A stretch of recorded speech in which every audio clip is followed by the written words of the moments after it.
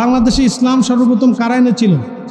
Olya উলিয়াগণ নাকি সাহাবিগণ? 2 নম্বর প্রশ্ন করছে, পালিয়ে বিয়ে করা জায়েজ আছে কি? কবরে খেজুরের ডাল দেওয়া যাবে কিনা? কবর জিয়ারত করা যাবে কিনা? মহিলারা কি ঈদের নামাজে ঈদগায় যেতে নামাজ আদায় করতে পারবে?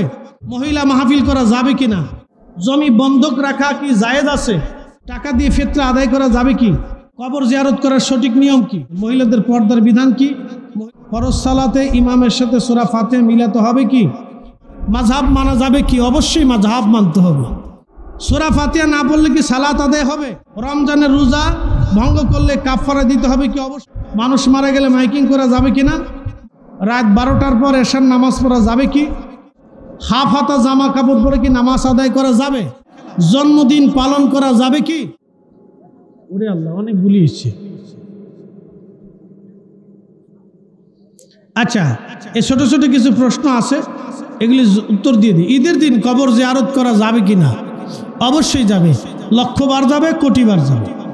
ঈদের দিন, ঈদের পরের দিন, তারপরের দিন, ঈদের আগের দিন, বছরে যে কোনো দিন, যে কোনো সময় আপনি সুবিধাজনক সময়ে আপনি কবর জিয়ারত করবেন, কোনো নিষেধ নেই। রাসূল বলতেন, নাহাইতুকুম আন জিয়ারাতিল কুবুর, কবর জিয়ারত নিষেধ করতাম, ফাজুরুহা, তোমরা কবর জিয়ারত করো। একসাথে বলবেন না মারহাবা? কবর জিয়ারত করবেন। মহিলারা কি ঈদের নামাজে ঈদগায় যেতে নামাজ আদায় করতে পারবে? না, মহিলারা কোনো নামাজে মসজিদে যাওয়া জরুরিয়ত না। মহিলারা ঘরে নামাজ পড়লেই যথেষ্ট হবে। বলে হুজুর অন্য অন্য দেশে যায়, শাফি মাযহাবের মাসালা অনুযায়ী যায়, কিন্তু হানাফি মাযহাবের ফতোয়া অনুযায়ী যায় না। কেন? আপনাদেরকে বলে দিয়ে যাই। হযরত ওমর রাদিয়াল্লাহু আনহুর জামানাতে হযরত ওমর রাদিয়াল্লাহু আনহু দেখলেন নারীরা মসজিদে নামাজে আসে, কিন্তু ফিতনা ছড়িয়ে যাচ্ছে। বলে ফিতনা কেমন? আপনাদেরকে আরেকটু বুঝাই। নারীরা বাজার করে, মাঠে যায়, আত্মীয় বাড়ি যায়, তাই বাড়ি, শ্বশুর বাড়ি, বিভিন্ন জায়গায় ঘুরতে যায়। আমরা বলি না যে তারা বেপর্দায় ঘুরতে যাওয়াটা হালাল এবং জায়েজ, এ কথা আমরা বলি না। মুহরিম ব্যতীত তাদের ঘুরতে যাওয়া, বাইরে যাওয়া নিষেধ আছে। তো খুব মনোযোগ দিবেন। মহিলারা নামাজে কেন জামাতে যাবে না? হযরত ওমর রাদিয়াল্লাহু আনহুর জামানায় হযরত ওমর দেখলেন ফিতনা ছড়িয়ে যাচ্ছে। ফিতনা বুঝতে পারতেছেন? আপনার স্ত্রী যদি প্রত্যেক দিন 5 ওয়াক্ত আপনার ঘর থেকে মসজিদে এসে নামাজ পড়তে আসে, তো বাড়ি ভাড়া দিবে কি? আচ্ছা, এটা একটা। আপনার মেয়ে, যুবতী মেয়েটা প্রত্যেক দিন 5 ওয়াক্ত নামাজ পড়ার জন্য মসজিদ থেকে, বাড়ি থেকে মসজিদে বের হয়, তো পাশের বাড়ির একজনে চিন্তা করলো, জরিনা প্রত্যেক ওয়াক্তে নামাজে মসজিদে যেহেতু রাস্তা দিয়ে যায়, তাহলে জোহরে না পাইলে আসরে পাবো, আসরে না পাইলে মাগরিবে পাবো, মাগরিবে না পাইলে এশাই পাবো। বাংলাদেশে পুলিশ প্রশাসন দুর্বল হওয়ার পরে যে পরিমাণে দর্শন বাড়ছে, আপনার গা শিহরে উঠবে। কথা কন না কেন? জোরে বলেন। খালি বললেই হবে নাকি? মাসলা দিলেই হবে নাকি? হযরত ওমর রাদিয়াল্লাহু আনহু চিন্তা করলেন, আহা, আমাদের এই জমানায় যদি ফিতনা সৃষ্টি হয়ে যায়, তাহলে পরবর্তী জামানার ইমানদাররা, মুসলমানরা ইমানই দুর্বল হবে।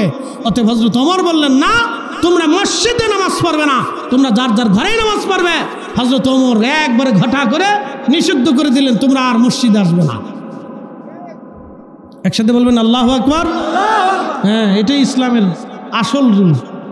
এখন কেউ যদি এসে বলবে যে বাজারে যায়, ঘাটে যায়, এখানে যায়, সেখানে যায়, মসজিদে যাইতে পারবে না কেন?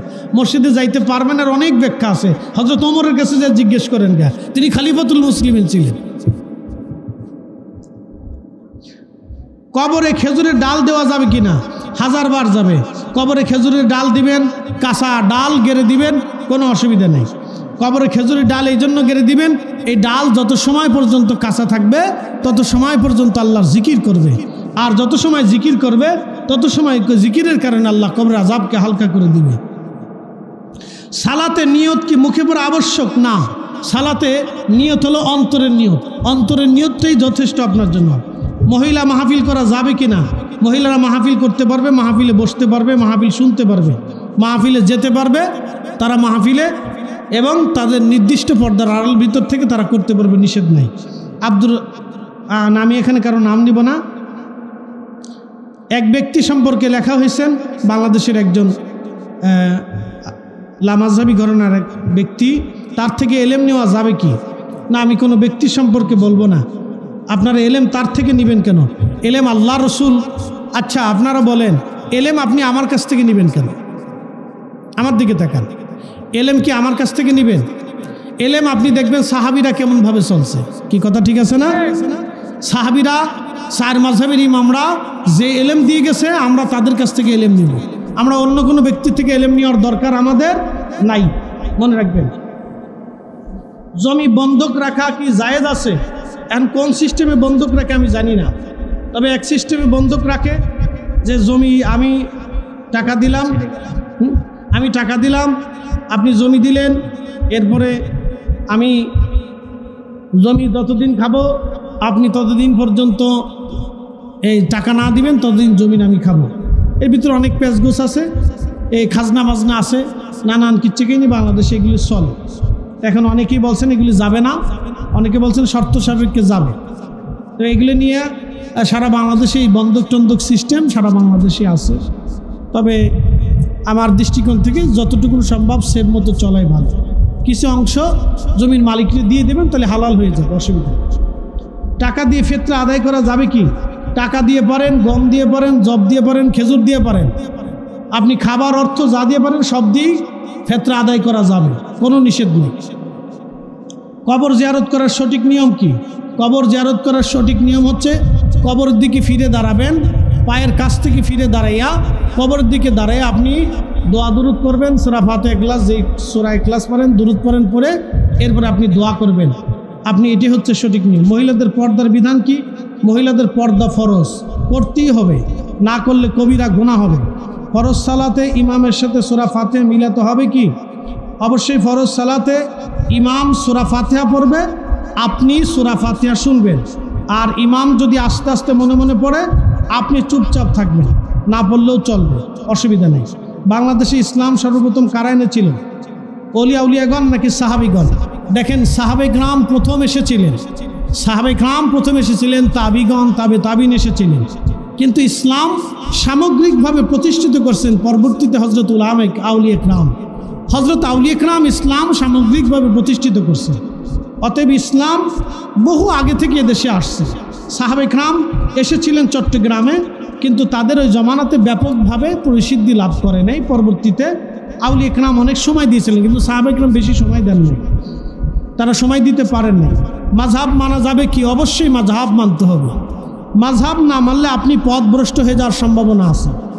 মাযহাব মানতে হবে অবশ্যই, না মানলে পথভ্রষ্ট হবেন। বলে কি দলিল? আল্লাহ কোরআনে বলছেন, ফাসআলু, তোমরা জিজ্ঞেস করো, আহলা জিকরি, আহলু জিকির যারা, উলামায়ে ইকরাম যারা, তাদের কাছে, ইন কুনতুম লা তা'লামুন, তুমি যেই বিষয় জানো না, তুমি আহলে জিকিরদের কাছ থেকে সেই বিষয়টা জেনে নাও। অতএব মাযহাব মানতে হবে আপনাকে, আল্লাহর কোরআনের নির্দেশনা। 2 নম্বর প্রশ্ন করছে, পালিয়ে বিয়ে করা জায়েজ আছে কি? না, পালায় বিয়ে করা জায়েজ না, এটা হারাম।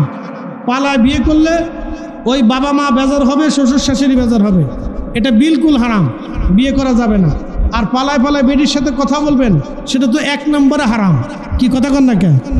বিয়ে তো পরে হিসেবে, আপনি যে কথা কইতেছেন পিটুস পাটুস, ওটাও তো হারাম, ওটাও জানা, এই কথা বলেও তো হারাম। সূরা ফাতিহা না পড়লে কি সালাত আদায় হবে? না, সূরা ফাতিহা পড়তেই হবে।